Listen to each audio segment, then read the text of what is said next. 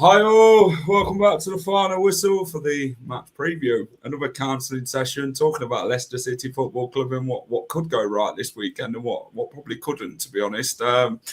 We take on Oxford, who haven't won an away game since the end of October. How happy do we feel ahead of that one? I don't know. How do we respond after that shit show at Wrexham? And this is a real must-win game for the Foxes. So we're going to indulge in all of it. We're going to talk team selection, get to know the opposition, and we're going to chat all things Leicester City, as we are going to be joined by Sam from Walking the London Road, the Oxford United podcast. Guys, hit the like button, subscribe to the channel if you're new. If you haven't subscribed already, please get down and do so. Also, go and check out the Championship predictions, where me, Rich, and Steve chatted about Leicester and the Oxford game, and we also chatted about all the other Championship games this weekend, predicted them all. Dan, how are we, mate? Not really looking forward to this weekend. Yeah. You're not fed up. It's like, do I want to really talk about this? Do I want to? I don't know. Mate, it's been a long week already. Just away from football, let alone with what happened. Well, basically from the second half of last Saturday to midweek to 90 odd minutes. Yeah, lovely. Let's say hello to the chat. Craig, how are we? Paul, good to see you in. Pitch Grid Pod, how are we? Good to see you in. Phil, how are we, pal? Dan, should we get the guest in from Oxford? Absolutely. Here is Sam from the Walking the London Road podcast. Sam, how are we, mate? Evening, chats. Well, thank yourselves. Yeah, we're all right, mate. We're here to add you to this counselling session because I think both sides need it. We need an indulge of how the season has gone so far, to be honest, for both sides. It's a game of both sides really need to win the game. But it's a game of not much has happened since we last both played each other, to be honest. I think we've got a lot worse. You lot are struggling still away from home. Seem to have picked up a lot more at home. But Sam, where can everyone find you with what you do regarding Oxford United? So you can find us on YouTube at Walking the London Road, part of the Terrace Talk Network. If I don't say so myself, very informative podcast. Basically, like yourselves, we have therapy sessions every now and then when we need to. We have them every week. Nearly every day, probably. Yeah. It's just the way of being an Oxford United fan. I was going to say this season, but I feel like at every point in my life, we always need a bit of a debrief after a fixture. Yeah, familiar. Sounds familiar. Yeah, we didn't discuss the Wrexham game. Normally we do a review game, but because it's all been crammed into one regarding the fixtures coming thick and fast midweek, we haven't really had a chance to do it. So we've had to go from pillar to post from Tuesday night's game straight into this one. Sam, talk to me about Oxford United. You sit 23rd. 24 points. Norwich have now moved well ahead of you. Yeah. You did have Gary Rowett. You have now got Matt Bloomfield in charge. Is it an inspiring appointment, do you think, can keep you up? Or what's your sort of feeling towards it? So, there's many aspects to the appointment. On the one hand, the situation was dire. Obviously, we're now sat 5 points adrift. Which it's still recoverable, but we keep making things difficult for ourselves by, we could have had 3 points against QPR and Bristol, but Stan Mills didn't take his chances. and that's could be seen as 4 points dropped. But Rowett, I think we talked about early in the campaign, Jack, that Rowett's fantastic to start a season because it's to end the season, I should say, because his style of football is that to be defensively solid, catch teams on the break and all that kind of stuff. He's not the right manager to start a season.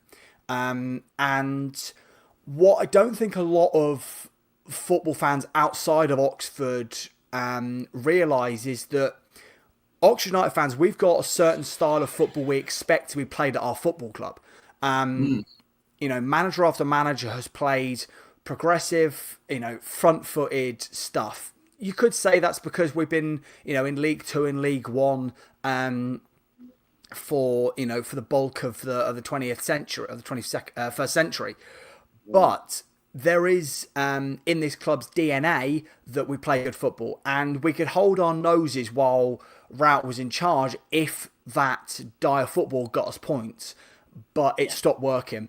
Performance had dropped off a cliff, and it's really annoying because we got really good results, obviously drawing with yourselves in Coventry, I think drawing with Millwall earlier in the season. So we picked up some decent results against the sides who at the moment we played them were in the upper end of the table. But we really struggle with sides around us, whether players aren't for some reason up for it or whatever it might be, maybe with the setups wrong. It just, and that's kind of what will send you down if you don't get points against the sides around you. So board made the decision to get rid of Gary Rowett. It was at the point where the fans had turned on him. And it took 3 weeks to get a new manager in the door. I was critical that, we took 3 weeks to hire a manager who was out of work. And at the same time, it wasn't the most inspiring appointment.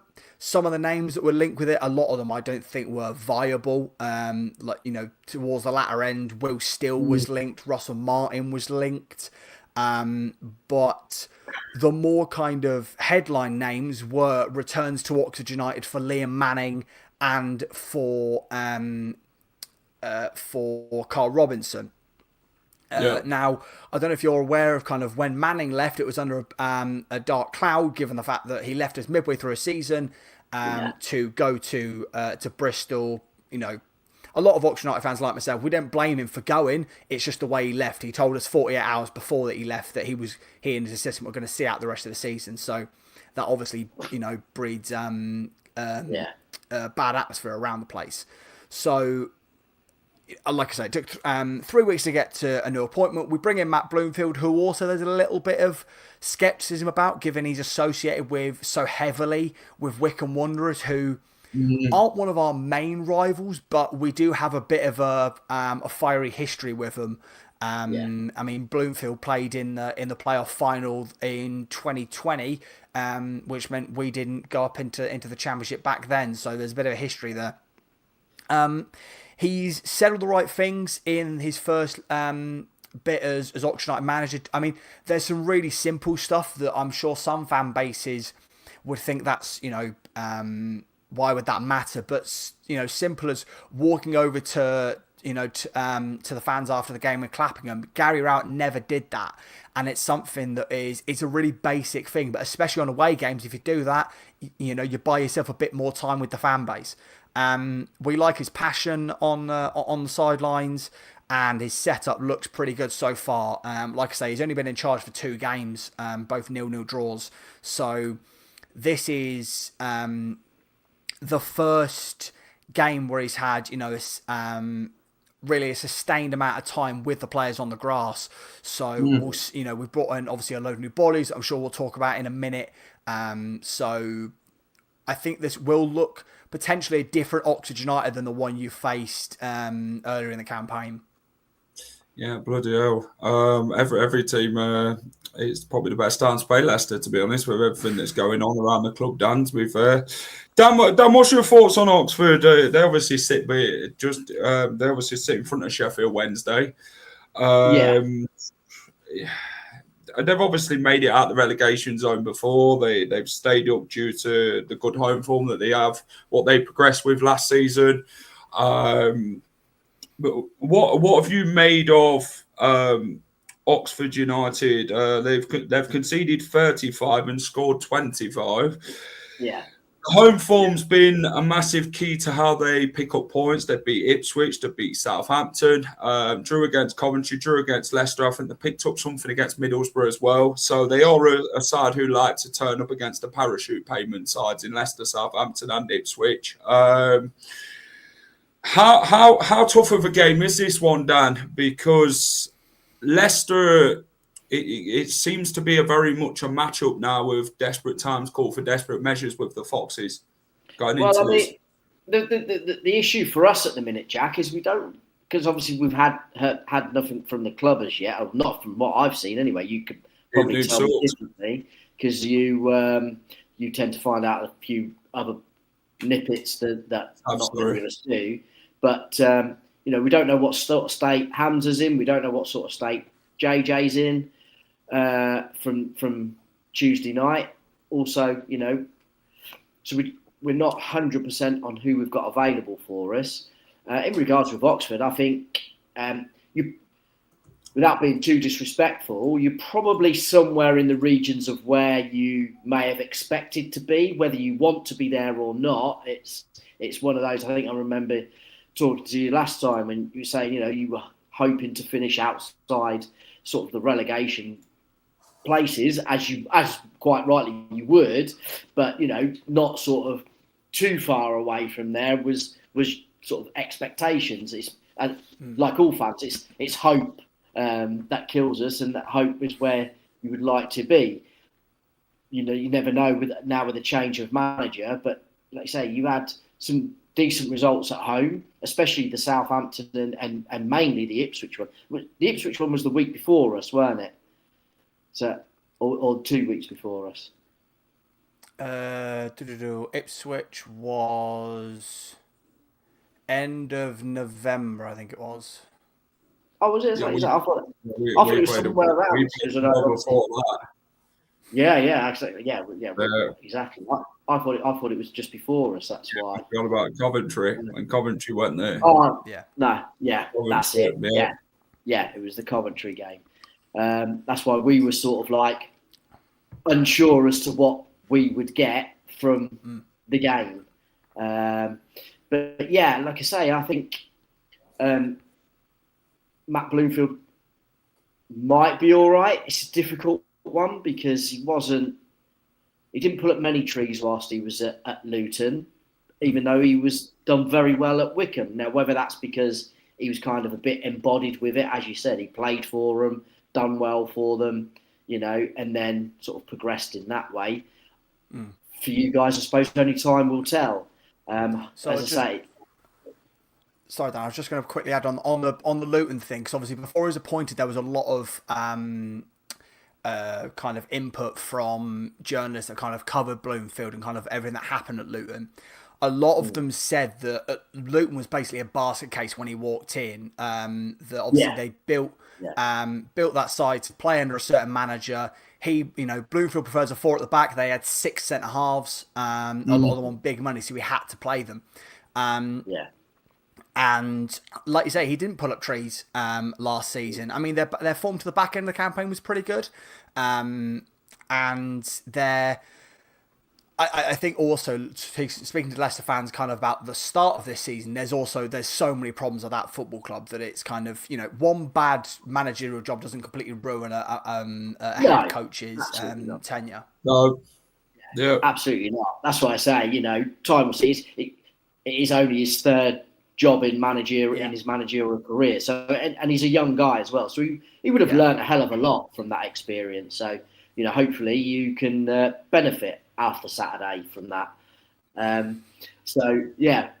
It'll be interesting because, as is well known, and like as Jack said, I can't remember too much of a lower point. I mean, even when we did get relegated to League One, nobody felt like we do now about this side. It's like I've seen a few times people saying this is the most unlikable Leicester side that they've ever known. And as I say, I've been supporting them since the early 90s, and I can't think of one. You know, it's just really a very fractious atmosphere around, and like literally at any point it could explode. So it's one of them for us where if we score first and and they come out like they did against Coventry and everybody was behind them and backed them, and we had a lot of chances. Should have put them away. The good stuff was chanted instead.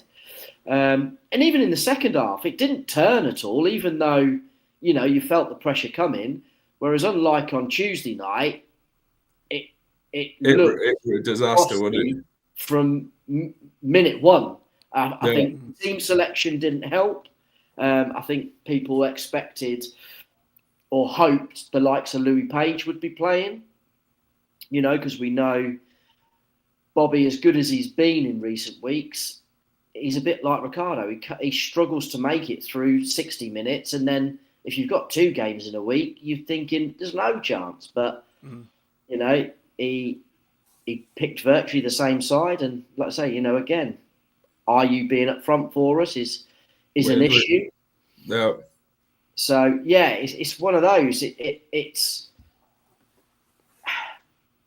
I think we've plateaued at a state of where we're sort of like in a bit of disrepair, no matter who or what plays and how it is. Whereas you, fortunately, have had the change in manager. You've had a few fresh faces come in. I mean, we've not even had that. We've had nothing coming up with. I mean, like I said, we've had 1-2 serious links. And one of them, was Mikel Antonio, who was injured before it even got going on anything. Fortunately, before we'd signed him, and then this was it Ibrahim Diarty or whatever his name is. Even that seems to have fallen flat on its face from what we're led to believe and from what Marty was saying in the week. So you get a little bit of raised hope and thinking you might be getting a forward in for it to be pulled from the rug pulled from underneath your feet, and again, poor game on Tuesday and poor result, and you're thinking, well, what have we got to look forward to? I agree in that sense. Like Paul says here, sideways and backwards everywhere we go. I mean, that was the chant in the second half against Wrexham. There was.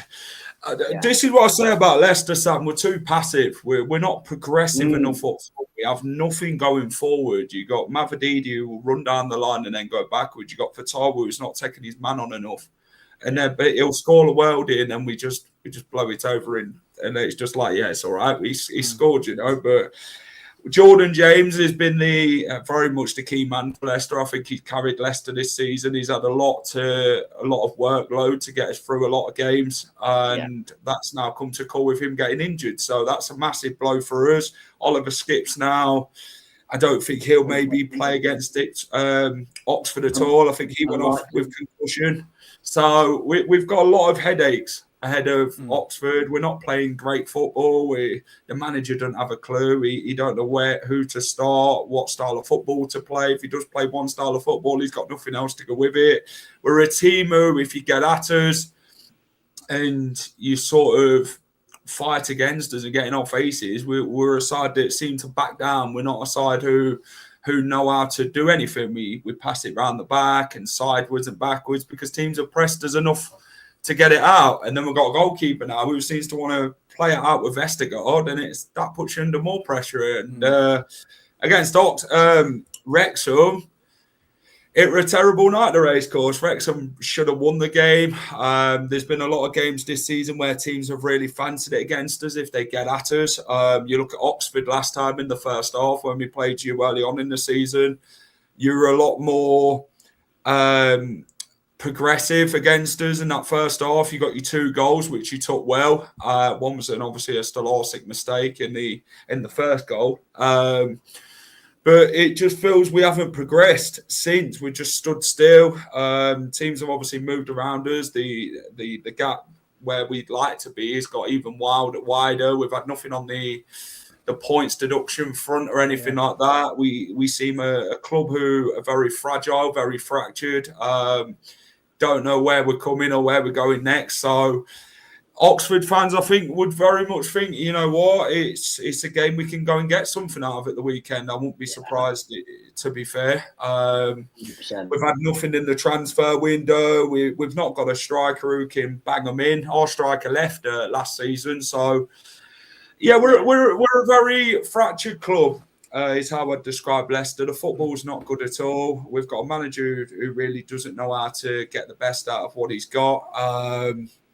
And, you know, you change manager, you've got a new identity, a new way of thinking, which I think you've changed your manager at the right time. So what is your sort of thinking towards Leicester at the weekend, Sam? Have you got any questions at all? Well, you know, from our point of view, it's a case of we do see this, you know, positives from the Bristol City QPR games. So we do see this as with the form you guys are in, that this is one where we could, you know, get something out of it and start to climb our way out. You mentioned the point deduction there, Jack. You know, no manager or the players will admit it. And they'll say, you know, it doesn't have any impact. You know, we as supporters will say it shouldn't do. How, you know, because I know from a fan's point of view, you guys are all sat thinking, why is it taking so long? Just kind of want your position clear. How much of an impact do you think that's having on the playing squad? Because I can imagine from their point of view, they're sat there thinking, you know, we're going out and playing these games. We don't know how many points we're going to be deducted. So if we manage to get 3 points, you know, how many of those are going to be wiped off the board because of decisions that were, you know, for the most part out of our hands. Obviously, a lot of them are on a lot of, you know, big chunks of cash. So they have got a part to play. But I can imagine how it can be quite demoralising to kind of be sat and see how much of your work's going to be undone because of stuff being done above your head. I don't think it's the points deduction the player's problem. It's the mentality. They just don't seem like they care. There's individuals that have obviously had decent performances. Oliver Skip, as of late. You've had Jordan James who have gave it a good go. They're really the only two players that I think have really gave something in these last 10 games. Dan, I'd say. If you had to pick out two players who would, obviously Abdul scored a few worldies. He's got us out of trouble basically in games that we've very much been done.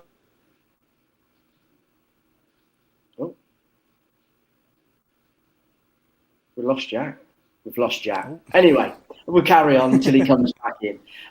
But yeah, like I was going to add on there when he was talking about Abdul, we're very much a moments side. You know, we will conjure up something out of nothing, really, and that's the one caution I would say, you know, to an Oxford fan is, you know, we're not in great fettle or anything like that at all, but we do have Mavididi or a Monga, or like I say, or an Abdul that will conjure up a moment, or we will drop into a place of where we do progress. We'll break through that press and open it up, and 9 times out of 10 we do get something from it.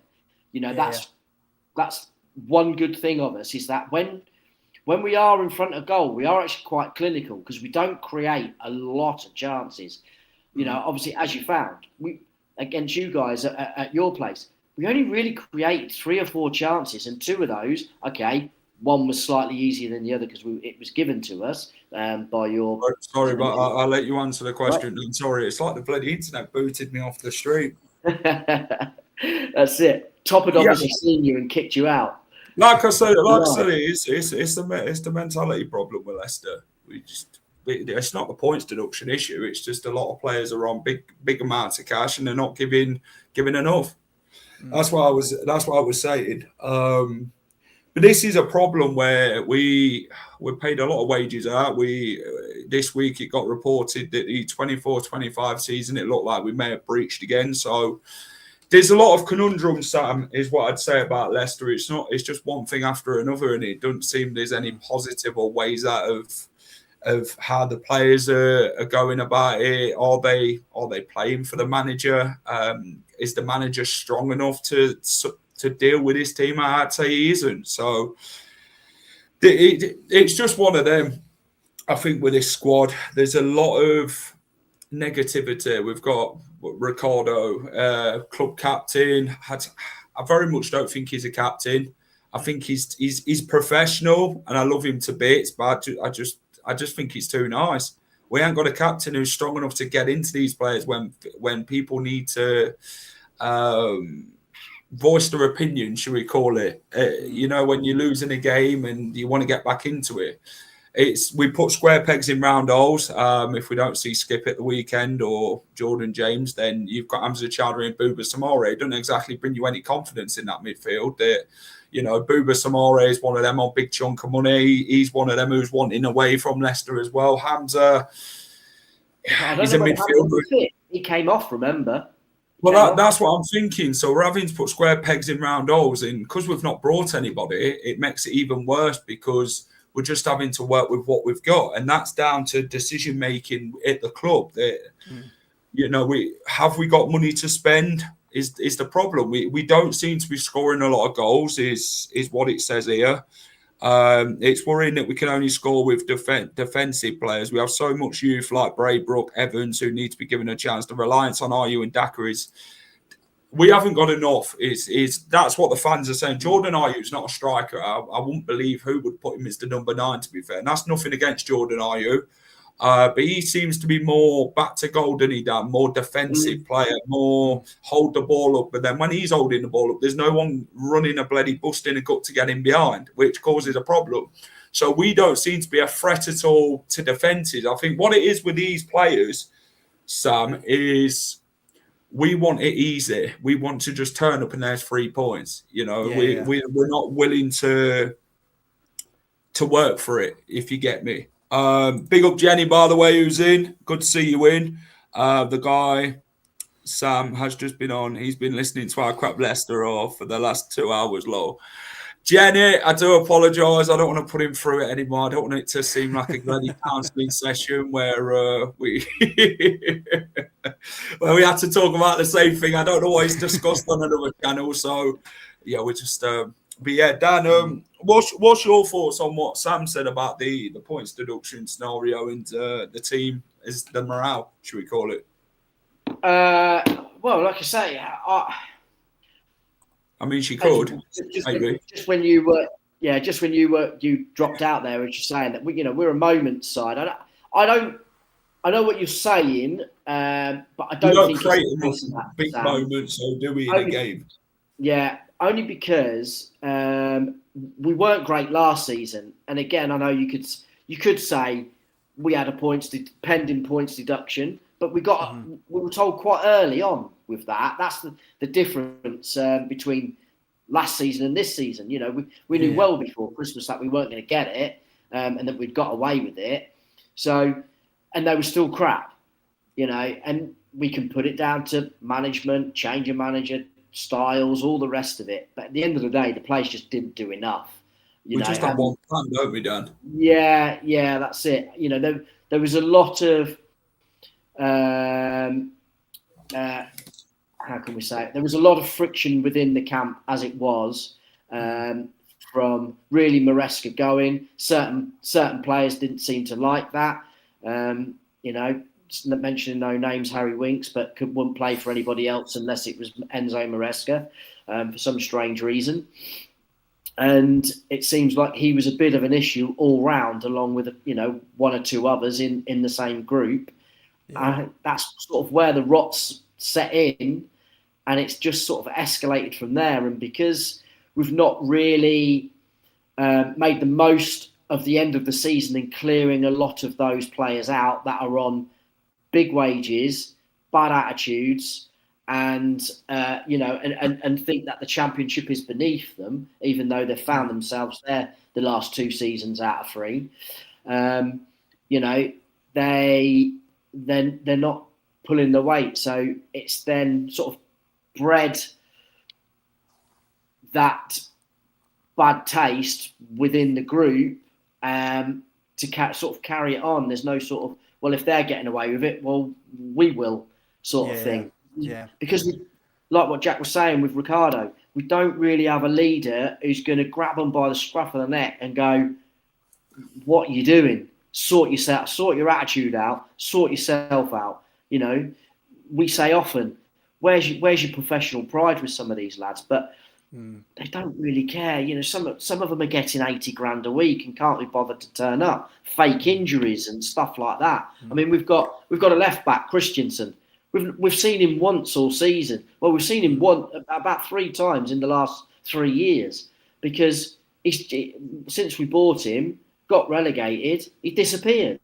You know, and since he's been back, he's just basically almost like flat out refused to play and claimed different injuries.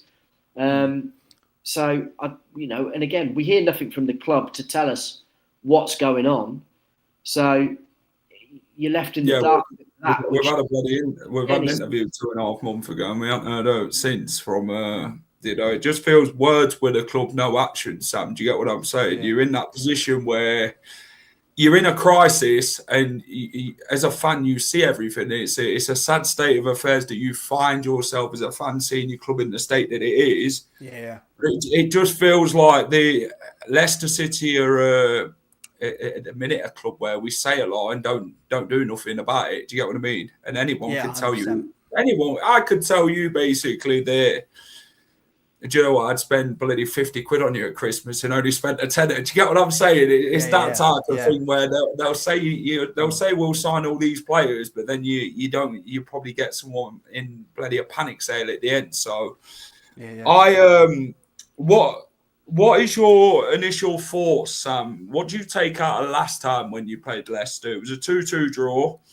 Obviously, Jordan Ayew and Ricardo scored for Leicester. Who scored for you? Was it Samari own goal and Will Lancashire? You lot sit 23rd. We sit 14th. 5 wins for you lot this season, 12-10. 8 draws to Leicester, 9 draws to you, 10 defeats for Leicester, 13 lost for Oxford. You lot have kept one more clean sheet than we have in this game. So how do you think Oxford prepare themselves for this one? And what's your January transfer window been like? Any additions, Sam, you'd sort of say? Well, it's quite interesting, you know, what you were saying about, you know, conflicting messages come out in the club, because we've had that over the past couple of months. Our CEO and our chairman at the beginning of December, when we dropped into the relegation zone, came out and said, you know, look, we're prepared to drop into League One. It won't be a disaster because obviously we're building a new stadium as well. And they said won't be a disaster, all that kind of thing. Then we get into the transfer window and we're doing business really quick. So I wonder if the chairman and CEO have said this thing, and then the owners come out and gone, hang on a second, I don't want to have to, you know, put even more money into funding the stadium than I'm going to have to. Let's try and stay up as best we can. So yeah, we've brought in, I think it's 5 signings so far. Luke Harris has gone back to Fulham and then gone out to Wickham a couple of days after. I felt bad for him because he scored a goal against Middlesbrough and looked really bright, looked really good. But it's one of those where he's a young player that you need we're in the position we are. You need players to be as consistent as possible. And he wasn't getting minutes and all that kind of stuff. So in his place, we brought in Jamie Donnelly from Spurs on loan with an option to buy, and really like the look of him. Looked really bright. But in the FA Cup game against MK Dons, he quarter of an hour in, he suffered a concussion and has done something to his shoulder, so he's out for a bit of time. We also brought in Miles Harris on a free from Brentford. He's looked pretty bright in recent games, because at the minute we've got a real lack of quality wingers. He's run out of gas a little bit in the last stage of his first 2 Oxford League appearances, but you know he's a bit of a body, so he can kind of play in the 10 and out wide. And then the last week or a week and a half, we brought in 3 new bodies. Yunus Konak from Brentford, 20-year-old Turkish midfielder who back in Turkey was, really highly regarded. I found an interview with his former first team coach that was saying he's the best Turkish talent I've seen in the last 30 years. So I'm like, there's a hell of a lot of pressure on a lad. But he's come in and he's a really eager young player. I'll say that. He got booked like 15 minutes into his debut and got hooked at half time because you could just tell he was going to get himself sent off. And then, because what we really needed was midfield depth. So we brought in Karnak on loan, and we also signed Jamie McDonnell from Nottingham Forest for about £1 million. He was on loan at Mansfield, was doing really well, has come in, played half an hour on Tuesday night, looked really good. What we've got at Ox is a lot of ball playing centre mids, a lot of ball playing sixes, but he's a proper destroyer. He'll throw himself into challenges and all that kind of stuff. He's kind of a good yin to the yang of like a Cameron Brannigan and a Brian de Kersmacher. And the most recent addition is Jongjin Woo, who is a South Korean international, 26 years old. Off the back of, I think it was 20 goals and 4 assists in the K-League and Cup, as he helped his side win the double last season. Obviously, it will take a little bit of time for him to adapt to English football. I think he might get half an hour at the weekend. But really, really excited about him because he brings creativity and an ability in front of a goal, which is what we really need. Because at the minute, the two wings that were like basically the wings we've got that feature Stan Mills, who does really, really well. He's 21 years old. He's still trying to develop into the kind of winger he wants to be, but he puts in a really decent cross. The only thing with Stan is he needs to improve in front of goal. Against QPR and Bristol, he had 2 massive opportunities late on to give us 3 points, and he didn't quite take them. We've got for West Bromwich Albion man Matt Phillips, still playing at the age of 34. Who actually in the game against you lot last time was actually really good. I think he got injured. He had since he came in last year, he was dog for pretty much his entire time. Had 2 really good performances against Coventry and yourselves, and then has just come back. And then we've got 2 of the most frustrating wingers in the world to watch in Shemi Porheta and Sariki Dembele. All pace, no decision making. Dembele's one of them wingers that he'll run down the byline, stop, and that allows the opposition to get their shape back, and then he can't decide what he wants to do. And Shemi is like, he scored a couple of worldies in his time as an Oxford player, but he's just, they're both so lightweight, and it's just like, oh my god, frustrated. It reminds me of what Eddie Babadini this season, Dan. He gets in the competitions and then he just does step overs. Yeah. And then goes yeah. Guys, hit the like button. There's 30 odd if you win, so it'd be appreciated. Let's get it over 25 if we can. Dan, talk to me about Leicester's sort of form. This is the lowest points tally we've had in the Championship since 2007 and 8 season. Obviously that season we got relegated. Bloody fingers crossed it's not the same again. It bites us twice on the arse. Yeah, well, it's like I say, like we've been saying all along, it's very disappointing season all round, and it is kind of one of those where you literally just want it to be over and have done with it and move on, ready for next season, and hopefully fill yourself full of, as I say, full of that hope and promise that you can recover and do something right. But at the minute, like I say again, the one thing is for sure is that we'll concede, because that's what we do. We concede. We've not kept. We have kept clean sheet in the league, haven't we? That was 22 games. 22. Straight. There you go. So that's extremely disappointing. What I go back to, and we'll continue to go back to. 22 games without a clean sheet with the squad that we've got, with the back 4 that we've got.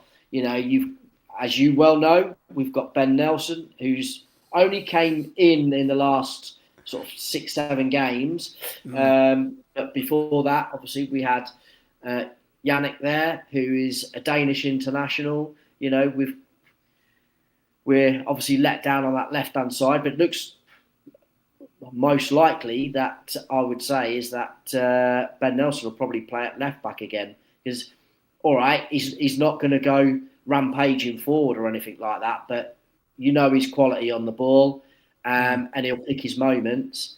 And he did join in the midfield on Tuesday night quite a bit, inverting as a sort of a holding midfielder as well. I think that'll probably be used again. But again, you know, like I say, with Ricardo, top quality player, and all right, age is probably catching up with him a bit now, but still, you know, we should be keeping clean sheets within the Championship. You know, it's not like the Premier League where it is brutal. You know, you make a mistake and it is punished, whereas you make a mistake in the Championship, you probably get away with 3 or 4. And you know, and then the next one might go in. But like I say, we make 10 mistakes in a game, which should never be happening. You know, and like I say, that's why we can never keep a clean sheet because of it.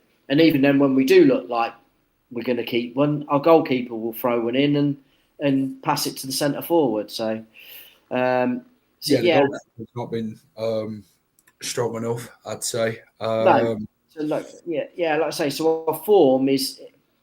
It's like we're so inconsistent, aren't we? Very inconsistent. We're a moments side. Like I said, we'll have a good moment, but we'll be clinical with it and we'll score. And that's a lot of the time what's got us the points that we've got and got us out of certain bits of trouble that we've got ourselves into because of how fragile we are at the back. But the moments have been a bit few and far between of late. So it is one of them. But, you know, the positive sides with Leicester, as I say, is the moments when we have them, they're pretty good. And as I say, you know, that we're pretty clinical. But we just don't have them often. The range he does. Yeah, that's it. Like I say, you know, we just don't have them enough. And like I said, you know, if you do press us, when we on the occasion what we beat the press and do move it that bit quicker, 9 times out of 10, you know, we'll get something out of it. So that is just a little bit of a few food for thought for Oxford fans to think about, is that, you know, if you come and press us and you are on top and you're feeling comfortable, we do have a moment where you'll go, oh, what the hell just happened there? Yeah. You know, like Wrexham did. Wrexham did the same thing. We ended up scoring in like the 90th or 90th minute, and we're thinking, but how's that happened? Like Wrexham did, like Charlton did, like Birmingham did. It's just like one opportunity we have in a game, and you're thinking, why can't we have done that like more than once? Why does it have to just be one moment and then it goes in? And you're thinking, oh, this is great. This, hopefully we win this up and down season. Well, I will say I was just saying on Ben Nelson, you know, any Leicester fan that asks me about Ben Nelson, I can gush for hours because, you know, the old fantastic players. He was sensational. I know when I came on last time, I spoke about just the quality the guy has. I think if you put, you know, the two starlet centre backs, you know, him and Ronnie Edwards, I think Ben Nelson's got a higher ceiling. I think he's a better player at the moment. All that kind of stuff. You're right, Ben Nelson, he's got that ability to step into that left back role, not play there and, you know, for an entire 90 minutes, but when called upon, 2-footed, defensive awareness really strong, all that kind of stuff.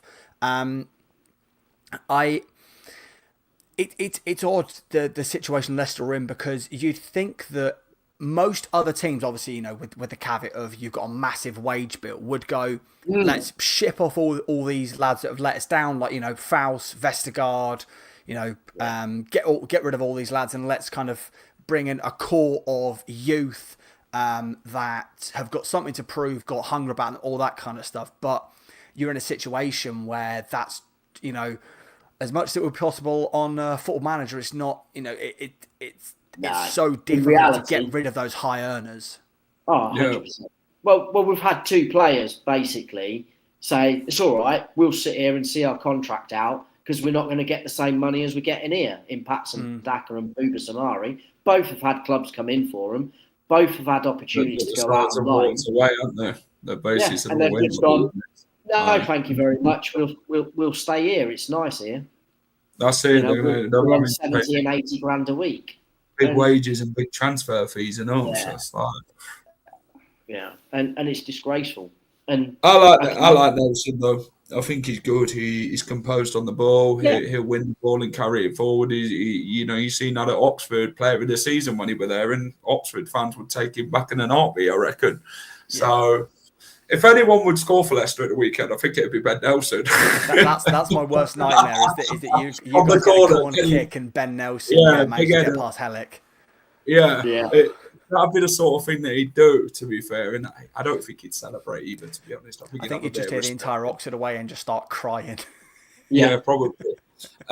What do you reckon regarding teams, Sam? You had Lancashire out last time, Mills, Brannigan, Pert, Harris, Volks, Dishmacher, Curry, Brown, Hellick, Long, and coming in goal.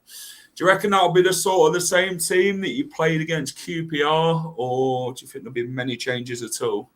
System-wise, I think we've and under route we kind of fluctuate between a 3 at the back and our standard 4-2-3-1. I think we'll stick with the 4-2-3-1 system because it's just kind of how the squad is built. Back four will remain the same. I do feel bad for Ben Davies, who we've got on loan from Rangers. When he stepped in, he's looked pretty good, but it's just a case of Hellick and Kieran Brown they've not been to the quality they were last season, but I think they're by far our best centre backs. I think we might see a slight mix in the midfield. I think we'll probably see Brian de Keersmacher on the bench and Jamie McDonnell start. I think it's that kind of game where you want McDonnell to kind of sit and screen in the back, in front of the back four, and then you've got Cameron Brannigan who will run his arse off. And then I think that the attacking those attacking four will stay the same. I mean, Lancashire's our top goal scorer. The only problem with Lancashire is he really struggles against experienced strikers. Games against Millwall, games against Sheffield United, those guys that those canny operators, because Lancashire's only 20 years old, he doesn't quite have the know-how of how to beat those centre-backs. And Jong Jin-woo, I think, will get half an hour from the bench. He's kind of going to need a bit of time to bed in because the Korean League finished in November, so he's been kind of doing light training. But depending on the game state, it might be that kind of player required, just kind of burst of pace to run at potentially tired fullbacks. Yeah, I agree. Dan, Leicester. Yeah, we're going to have to go with Stolarczyk in goal. I think the back four. I think Ricardo will be the only change he'll make of the back four that played in the second half. For Coley, Vestergaard, and Nelson, I think that will stay the same. Jordan James and Oliver Skipp will probably be the two missing. So that would realistically give you Samare and Louis Page. Yeah. Bobby Reid in that number 10. And then the front three will still be the same of Ayew, Navadidi and Abdul. Yeah, number 10 probably be Bobby Reid. Unless Monga starts, which he'd probably go with set Mavadidi out if he is to start Monga. What other players have we even got to put in this team? Ayew's a super interesting player to me because obviously Silko Thomas maybe done. Silko maybe gives. No, not done in that. To replace who? Because he's not going to replace Abdul. Mavadidi maybe on the left. Yeah, but then you'd go with Monga, but yeah, maybe. There's not much to really choose from, are there? To be fair, it shows how much. Yeah, like I say, the only one the only thing could potentially happen is if we are that light in midfield, we could finally see Badialuko start at right back and Ricky P move in as a left back. holding. Well, no, I was going to say as a holding midfielder, or a CDM with a Bilber. Yeah. Is a possibility. He likes to wander in there, so who knows? It just depends on who we find out who's available. You know, tomorrow will be an interesting one to see who's. Yeah, we could be completely caught off guard. JJ's injury might not be as bad as what was first thought. So he could be in, and the same with Skip. I'm pretty sure if you go off with a concussion, though, there is a rule to stipulate, medical rule. Yeah, that's it. That is 2 weeks. Medical, yeah. He looked. He said he'd. Well, he felt dizzy. So, yeah. But I didn't really see much of a clash head-wise that would have caused it. You know, but at the same time, I can't say as I was paying that much attention because it was that poor. I think a Luco could work if you put Luco right back and move Ricky P as a CDM next to Samari. I think it's an option that we can obviously look at. We're not the managers. We don't pick the team. So if we went with our team over Marty's team, it'd be a lot different. That's it. It's just thinking of players that are available that's been in and around the first team that could step into it. Hard on that pitch, hard on the chat. Sam, you said about Ayew before. Yeah, Ayew is such an interesting player to me because if you look at kind of him over the course of his career, he's operated as kind of a second striker, back to goal, plays in someone else. So, and obviously, it's very much what's available to you at the time. But it is interesting that kind of he's relied on to be your focal point instead of what he'd probably be better at, which is dropping deep, linking up the play and playing in Fatawu, Monga, Mavididi, bring those lads into play. Yeah, unfortunately, our only other option is Patson Daka, who scored one goal. He hasn't played though, has he? Daka. I think he come on in against Coventry in the second half, and then obviously Jordan Ayew. Yeah, he's been away in African Nations. He'd been given a bit of a run before that, and he's produced one goal. He's struggled, hasn't he? He's just not. No, he's not. Jake Evans, I don't know where. I don't know what's happening. He weren't in the team. He's all for the under-23s or the first team in Tuesday night. So unless we put an injury, but for me, front. No, it's all right. Why not? He's got goal scoring instinct. He can't move at centre half, let alone as a centre forward. That's all right. Just leave him on the penalty spot, Dan. It's fine. Just keep getting them balls into him, just like they did with Steve Walsh up front with Martin O'Neill. We do that in Dynamo. Chuck Hellick up top. I'd rather us at the minute have Matt Elliott or Steve Walsh up top, to be honest with you. Yeah, same. Can I ask Fuentes very quickly? What's are you guys thinking that, how much longer has he got? Because I know there's two kind of states. You've got like with us with Rout, it was you could see the ball were going to give him a bit more time, but the support had kind of well and truly turned kind of 2 or 3 games before Rout left. How much longer do you think Marty Cifuentes has got with the Leicester support? Because I guess from a finances point of view, you guys really can't sack him because the payout will be too large for what you guys are kind of operating with.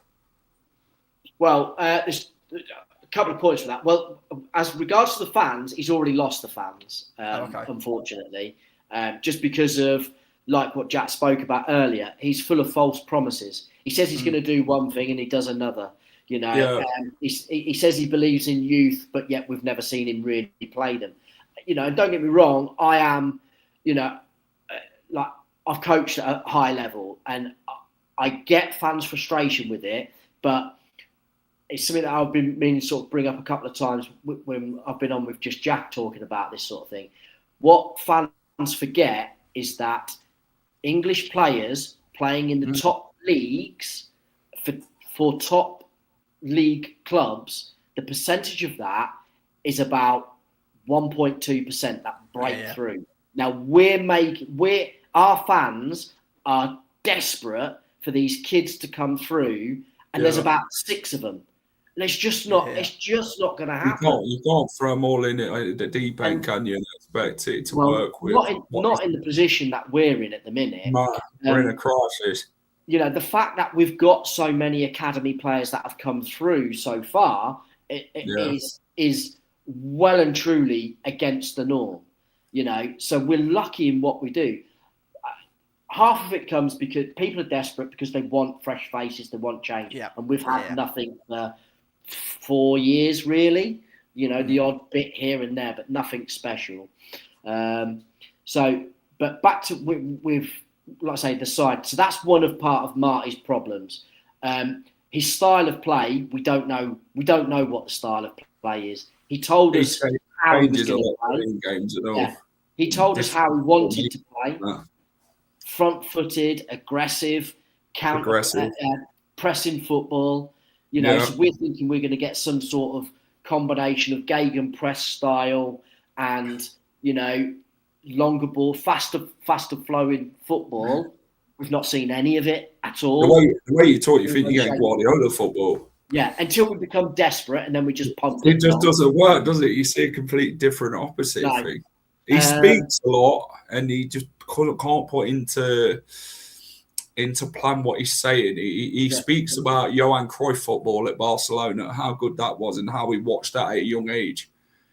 Yes, Johan Cruyff might have been, a good manager, a good player, had, a great career, but you can't just judge one style of football on a team. You've got to have more than that to adapt it. And if one plan ain't working, say he uses, you've got to be pragmatic, haven't you, sometimes? I just don't think he can be. QPR already had to because he had to work with what he had.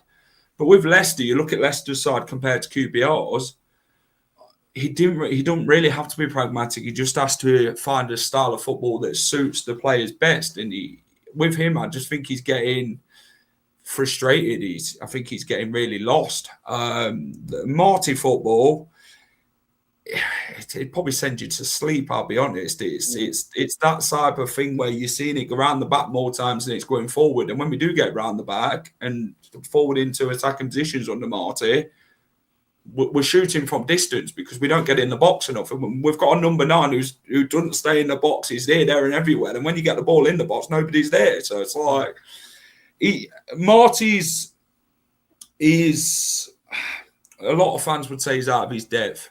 Some would say, but he's still having to work with what he's got. Van Nistelrooy couldn't do it. Cooper couldn't do it.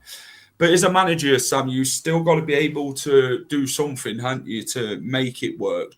Try different things, but he's got one idea of what he wants to do, and if that's not working, he just stands there with his bloody arms folded and goes to sit down, basically, because he's got no other way of how his philosophy comes across. Yes, he probably should have gone by now, if I'm honest with you. But do I think the club can afford to sack him? I don't, because it'll go in the PSR year again. So I think this is why they've kept him. But yeah, if he did lose at the weekend against Oxford, then you've got to do the respective thing and say, see you later, no matter what it's going to do. You've got to be able, but then who are you going to bring in to replace him? Because I guarantee you now, if they did sack him, they'd bring in bloody Russell Martin, and that's not going to go down well with the fans at all. He's probably one of the most boring managers in football as well. So you're going to get the same thing again.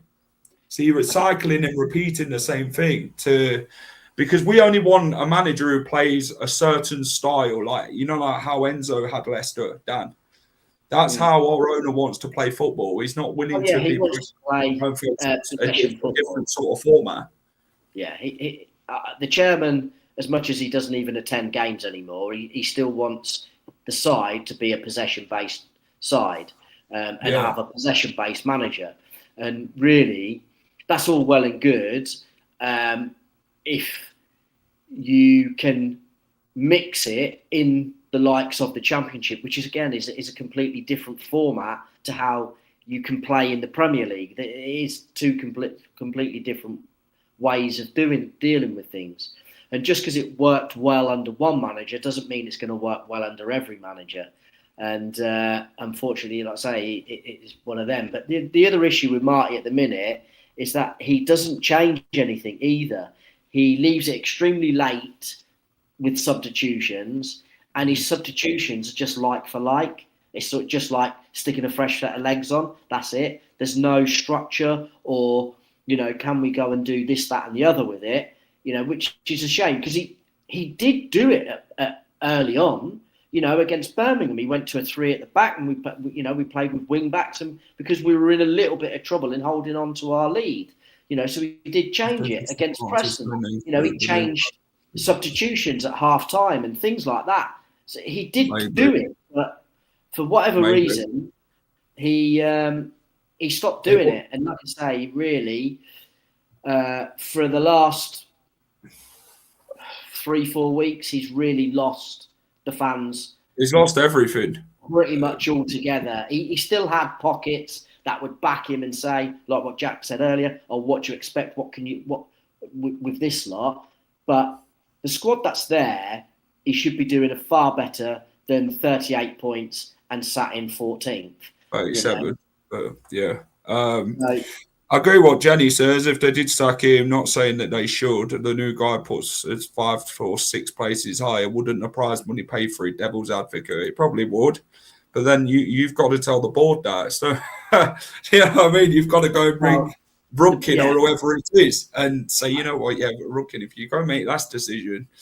Yeah, that's all right as long as it works. And if it doesn't work, you're in the mess again. Then you're paying for another manager who's, But it's all swings roundabouts, and this is what this game is.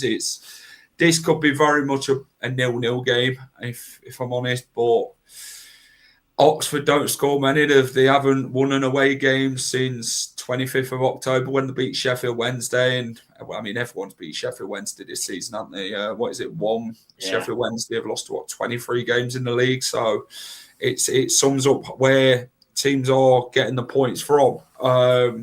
Sam, what do you reckon score for this one? Where can you see it going? Do you fancy your chances if you're a betting man, or what do you reckon? I'd love us to win. Obviously, like you say, 25th October was our last away win. I've forgotten what it's like when we score a goal, even though it was only 2-3 weeks ago at this point. But you will score Saturday. Don't worry about that. I hope so. In all honesty, as much as this evening, obviously speaking to yourselves and other Leicester fans, it's seeing the kind of where you see your football club, and you're all, as far as you guys can see, there's very, very, very few positives. We're in a similar situation of, good performances, can't pick up points. I can see this being another 0-0 for us. I think our lack of ability, a lack of clinical, cutting edge, your guys' struggles, I can see this being a really dull 0-0. Dan, what you got done for this? I like I say, we will concede, but we will score. It just depends on how many we concede and how many we score. So I went with a 1-1 on Tuesday, and I'm sticking with a 1-1 for Saturday. So, because like I say, that's the one thing at the minute, Sam, is I know you said 0-0, but we just concede. Whether we intentionally do it or not, that's just the way we are at the minute, and have been all season, really. Like I say, with 2 clean sheets early on, the rest of the time, it's been ridiculous.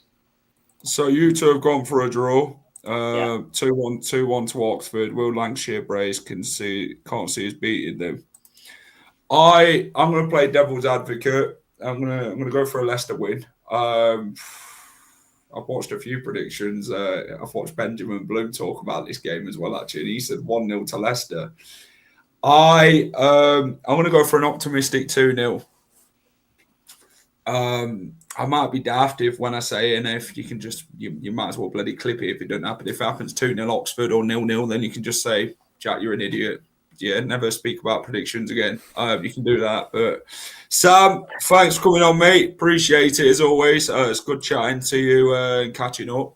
Yeah, pleasure as always, gents. Where can everyone find you, mate, and what you do regarding Oxford?